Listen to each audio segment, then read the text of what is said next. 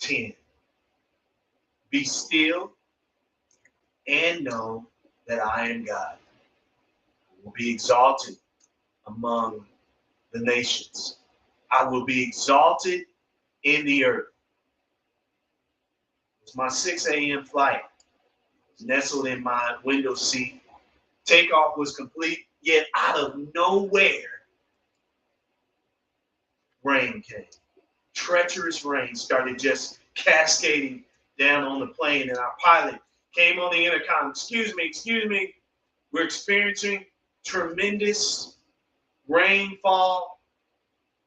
Please make sure that you're snuggled into your seat. My hands got sweaty. I started gripping the arms of the chair. And oh, I forgot to mention, I don't like flying. I just couldn't keep still. What do you do? I mean, the rain was coming. There was nowhere to go. It's out of my control.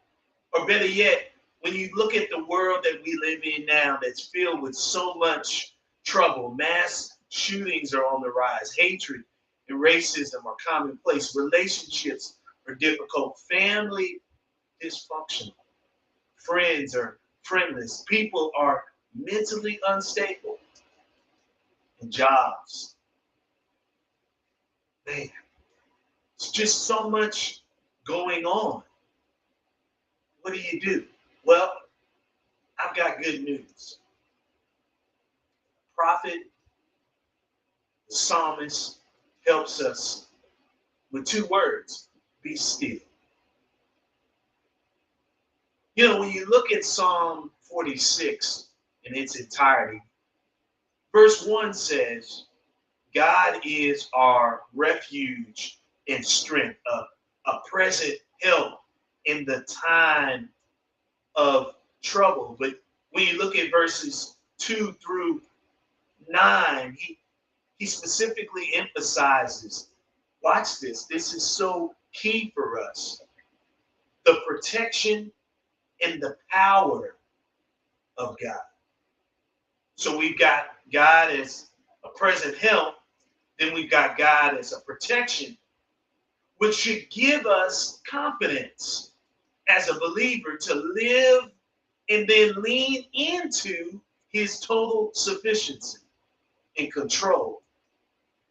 Because God can do whatever God wants to do, no matter the situation. So be still. In the Message Bible, it says, stop fighting. Stop fighting for control, fighting for your way. Stop fighting. Be still. Be still. Maybe even now you just need to be still. My cousin, Pastor Jones, taught me this. He said when you see be still, it means to take your hands off of it. In other words, let go. I know it gets tough. I know it gets tough for me.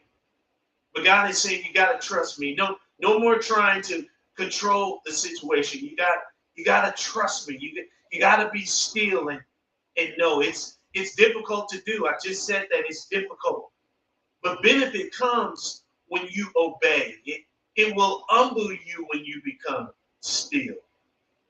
It will improve your health. It will bring things down. You can take a breathe in and a breathe out and know that God's got this for you. He's got it all worked out. And so another word for be still is trust. You remember Proverbs 3, 5, and 6. It says, trust in the Lord. Trust. Not only be still, but know. So maybe you're wondering what happened. I mean, I told you about the plane incident. Maybe you're wondering, what happened with the flight? Well, I'm glad you asked. So Rain kept coming in, and I decided to look across the aisle. When I looked across the aisle, I noticed that the extra pilot that was on the plane, he was fast asleep. Passenger in the aisle seat told me, God's got us. God's got this. Just trust him. Now, in the Hebrew, in this text, means to know by experience. And so here I am experiencing God for myself.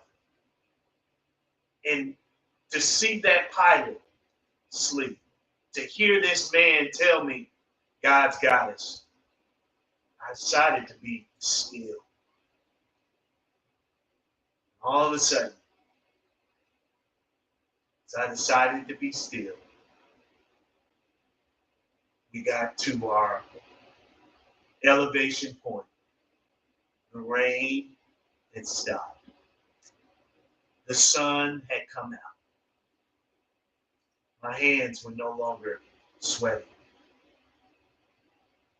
And I was still.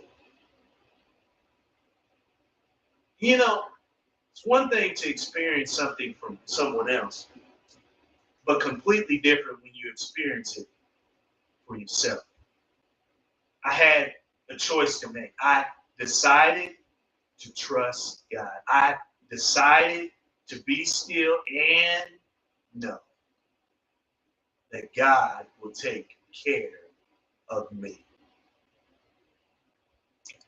God will be exalted in the nations. God will be exalted in the earth. Will God be exalted in you? God bless you.